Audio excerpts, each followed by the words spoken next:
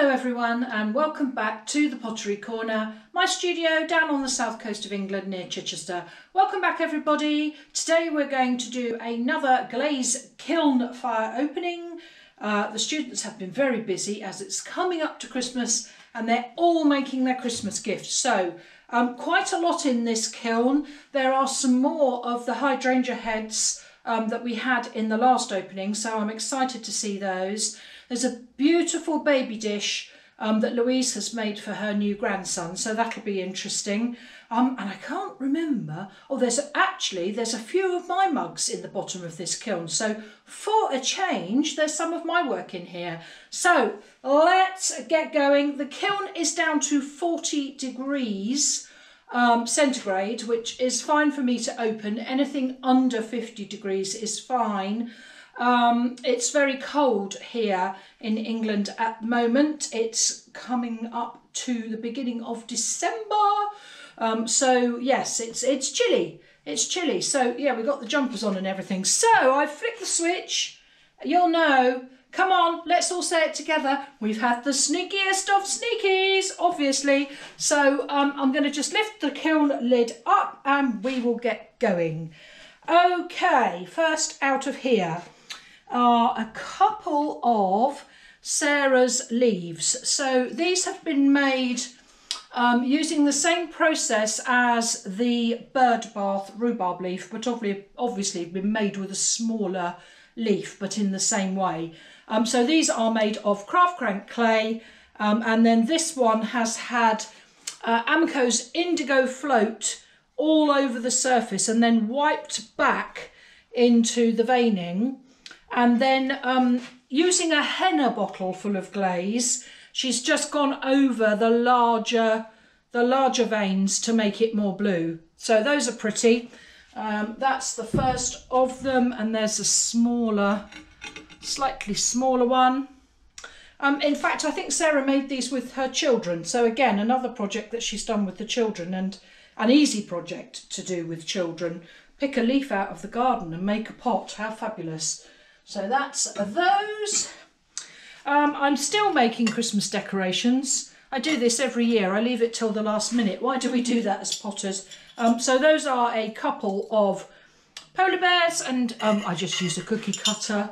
And this one, let's all go, a little, we call them sausage dogs in England, Dachshunds. I don't know what you call it elsewhere. Write it in the comments, let me know.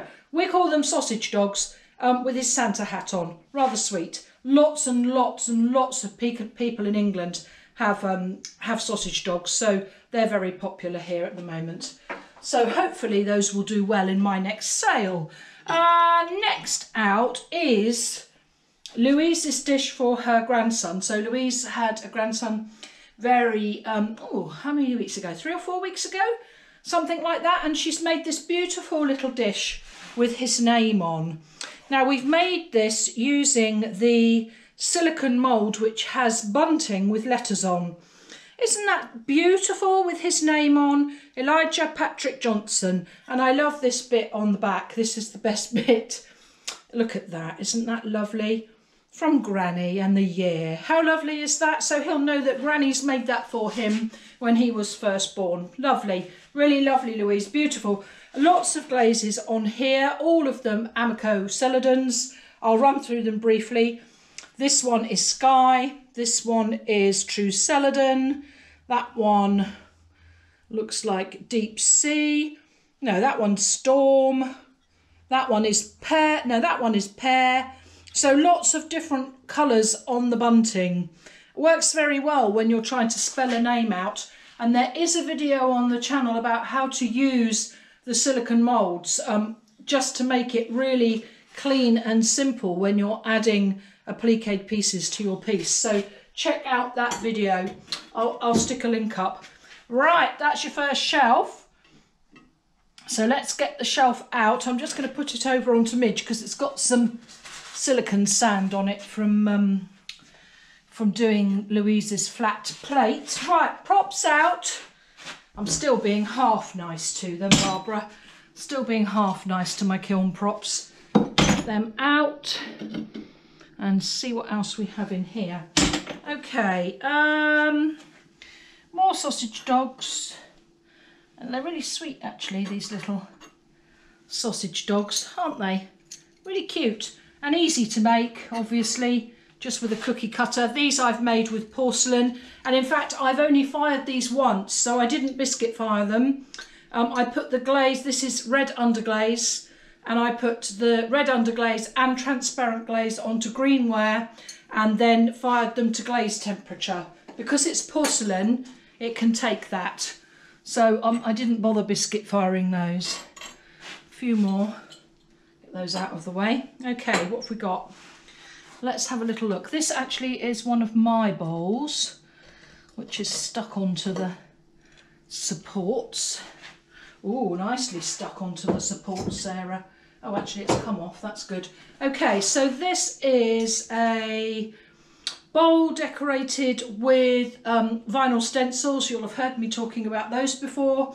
They're made by my friend Karen in her Etsy shop, and there will be a link to Karen's Etsy shop in the description below if you want to go and have a look at that. But this has been made using Studio Slip. I have to say, I'm going to be totally honest with you, this slip is a little bit brushed. I hope you can see that on the camera.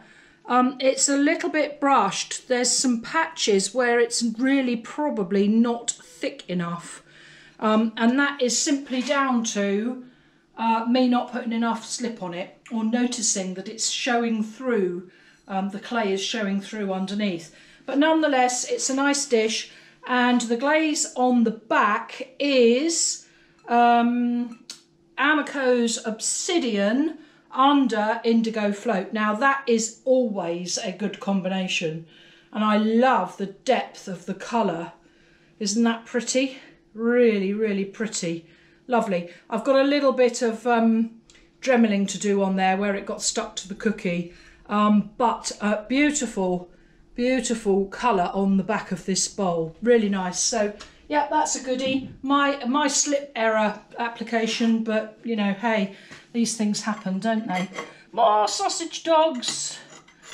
Got a whole pack of sausage dogs, a whole horde of hounds. Right, there are some more of the beautiful porcelain hydrangea heads. This one feels like it might be stuck onto the cookie, so I'm just going to tap it off. There we go. Sometimes it just takes a little bit of a bang on the cookie to get it off. I mean, aren't these beautiful? So this one is Bryony's, gorgeous Bryony, just gorgeous. Look at that, beautiful. So this has been made with porcelain. I run a course here at the Pottery Corner on how to make these, and I will possibly, if you're very, very good, and only if you're very good, do a tutorial on how to make these, but I'll leave it till the spring because they're much more a summer thing that you put out in the garden. So beautiful, beautiful porcelain, and then decorated with glass frit, as I was saying in the last video, Bullseye Glass Frit. Gorgeous, gorgeous. That one is lovely. Beautiful colour on it. And this one, I think, might actually be mine. Oh, hey, gosh, that's good. I'd forgotten I'd made one. I always make one when I'm demonstrating the course. So this one is mine. I've used slightly different coloured glass on there. The light blue glass, interestingly, is a Bombay Sapphire gin bottle. So that makes that lovely mid aqua blue. Isn't that pretty? So that's basically just one of my students brought me in a gin bottle. I don't drink gin myself, but you know, it's useful when you have students and say, anybody drink Bombay Sapphire, because I'd like the bottle. So that's what that is, that beautiful blue. Really lovely. And again, this one is mine. I've used a tiny bit of Amaco Pear just on the edges here. You can see the green and a little bit, tiny bit in the flower centres, just to pick out the flower centres. So again, lovely, lovely, like that. I'd actually forgotten that that was in the kiln, so that was quite a nice surprise. This is hollies. Right, okay, interesting.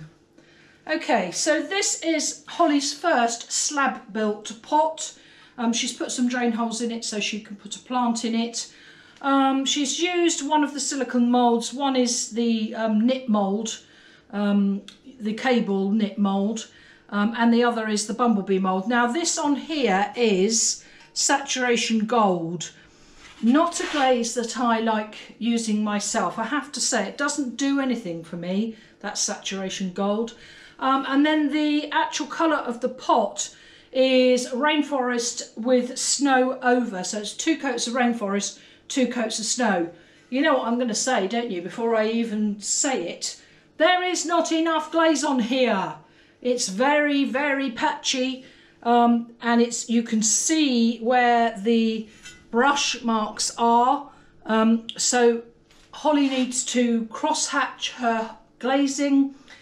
So this is, as I say, this is Holly's first piece. So lessons to be learnt from it. It's a nice thing, but it could be nicer if the glaze had been applied thicker. So this glaze on here is too thin, but nonetheless quite nice. I'll pop it up there.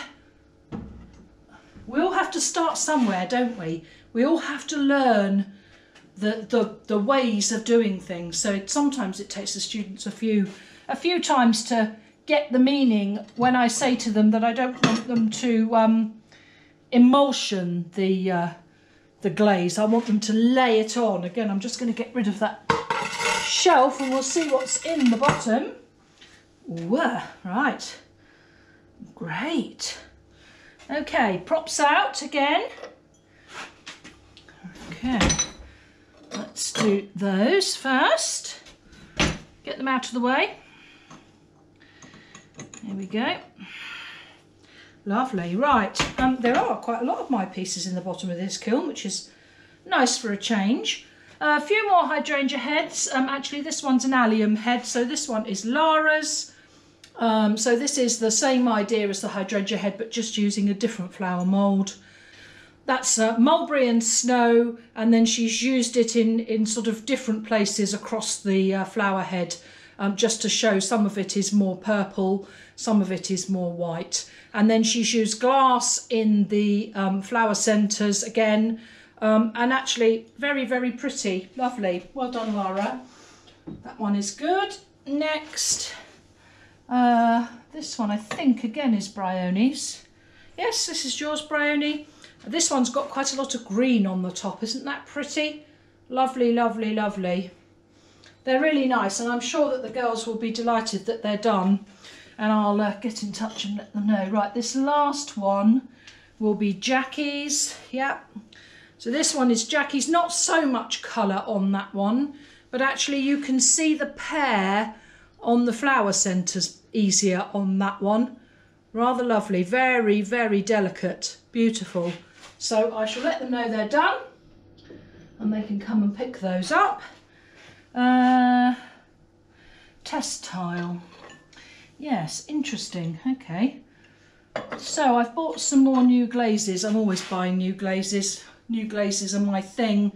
One of the girls is going to do a piece that needs some matte grey. So this is Mayco's grey matte, 2 coats. Not inspiring.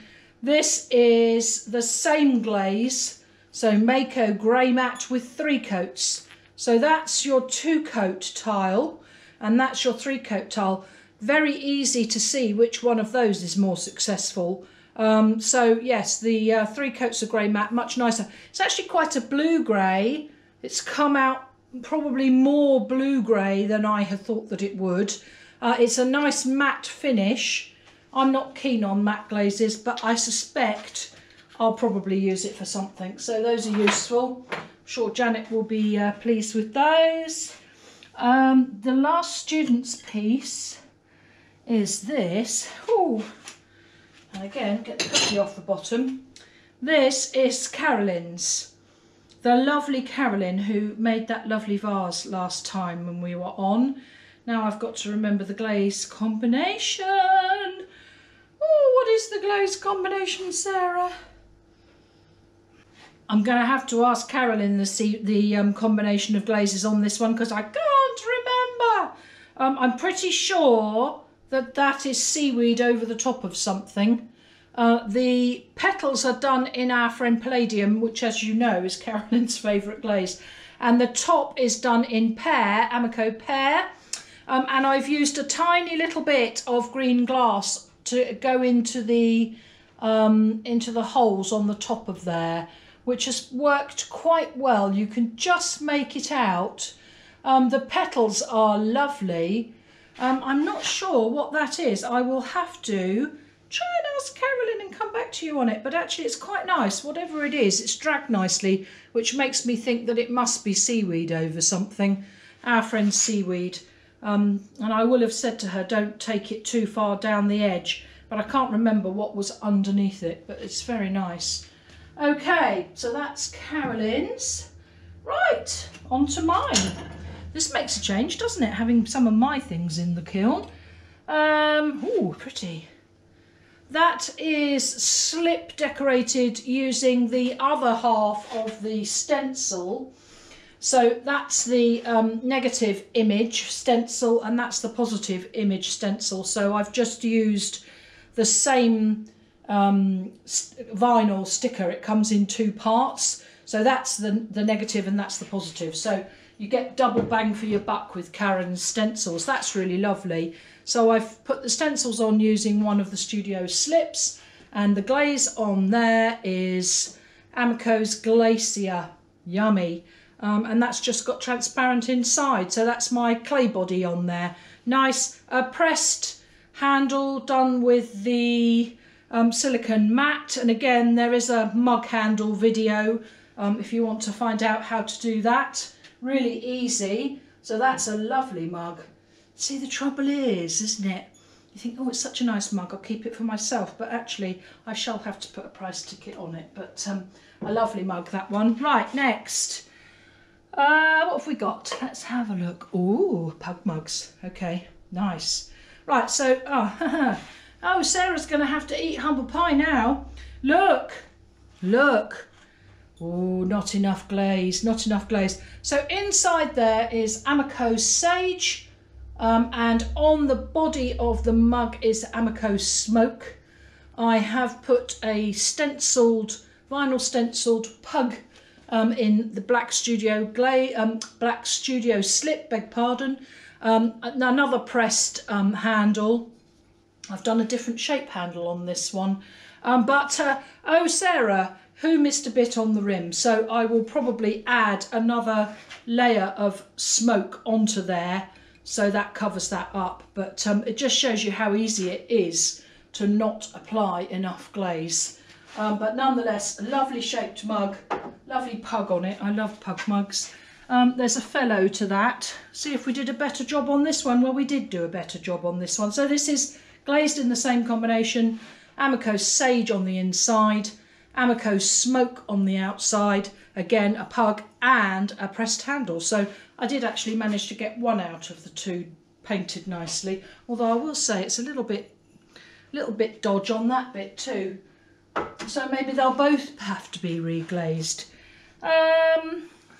Next. Ooh, yeah, lovely. Okay, so this is... now, about a couple of weeks ago, we were talking about mixing Amaco's Rainforest with Amaco's Snow. And I showed you the Rainforest tile, the Snow tile, and then the Rainforest and Snow layered, so 2 layers of Rainforest, 2 layers of Snow. This, on the inside of this mug, is 50% Rainforest, 50% Snow, mixed together in a ramekin. Oh, loving that. Isn't that gorgeous? Like that a lot. And then on the outside is Amaco's Glacier, and that is an Elan Underglaze transfer with Cactus on it. Very nice, like that. Do we like that? Yeah, I like that. It's really nice. I like the cactus motif. That one's not going to hang around long. I bet that'll get sold at my next sale. It's rather lovely. I like that one. And there is a friend Oh yeah, the friend's even nicer. Okay, so same on the inside, Rainforest and Snow 50-50 mix. I happen to have a little bit of green Cactus Underglaze transfer with the black. Hasn't that come out nicely? Lovely, lovely pressed handle. As I say, I've just been making my handles a slightly different shape so you can get more fingers in. It holds balance better. That is a lovely mug. And you see, really hard, isn't it, sometimes to let them go, because that one just sits rather nicely in my hand. Yes, we have to make a living, as I've said before. So unfortunately, despite the fact that it probably is one of the nicest mugs I've ever made, I think it's going to have to be sold. Right, so that's those. And that, my dears, is your lot. I'm going to pop the kiln lid down. I have, as usual, had some lovely messages from you again this week. So thank you so much, as ever, for sending me your pictures and your comments. I love it. I just love it. It's great. The wider clay community, it's just so supportive. So thank you if you've done that. I really appreciate it. And a few shout outs today. This is from, and I'm going to say your name wrong, and I'm so sorry. Petra Opriesnig. Oh, isn't that a terrible pronunciation? I'm so sorry, Petra. Anyway, via Facebook, she's from Austria, and she says, I love your YouTube videos. I tried to make your wonky pots. I hope they come out from the bisque. There they are, upside down, being fired in her kiln. Bisque fired. So Petra, I've asked her to send me pictures of those when they're glazed. So thank you for sending me that, Petra. Really good to see. I loved this. This one was fantastic. And again, very sorry, I'm going to pronounce your name wrong. This is Scotty Van Hoosia. Wow. And he's known as the Third Eye Pottery Guy on Instagram. And he said, I wanted to reach out and say hi from Charlotte, North Carolina. Ever since I saw your tutorial on making poppy heads, I've been making spheres with eyes, of course. And I thought, with eyes, of course, what's he talking about? But of course, he's Third Eye Pottery Guy. Such an excellent tutorial. Thanks very much. So here we go. Are you ready for this? Look at those. So he's taken the poppy head idea, ran with it, and made his own version with using his eye motif. Check him out on Instagram. It's Third Eye Pottery Guy on Instagram. So thank you, Scotty, for sending me that. I love it. They're wacky. I love the fact that you've taken that idea, ran with it, and made it all your own. So well done. Last one for this week. I'm afraid I don't know your name. I just know your Instagram tag, which is _prickly_garden. So if that's you, drop me a comment and let me know that it's you, and then we'll know who you are. So she's been out in the garden, and she said that she has made some poppy seed pods, having taken the tutorial lessons from me at the Pottery Corner. Look at these. I love these. Gorgeous, gorgeous, gorgeous. Look at those. So again, the poppy heads, and she's decorated them with some copper oxide by the looks of it. I mean, they're just terrific. So whoever you are, the Prickly Garden, thank you very much for sending me those. It's just great to get your feedback. I really appreciate it. Okay, guys, that's your lot for today. Well, actually, no, it's not. Student of the week. Now, I'm going to say Student of the Week this week goes to the lovely hydrangea head that Bryony made. So well done, Bryony. I love it. You did so well on the course, you girls, all three of you. But this one in particular, I love the glass on it. It's really beautiful. So well done, Bryony. Student of the Week for you. Check out my website and the Etsy shop. And I'll eventually get round to listing some things on there if you wanted to take a look. The wonky pot template is always available, so have a look at that. No wonkies out of the kiln today though. And I'll see you all on the next one. Thanks very much for watching. Bye for now.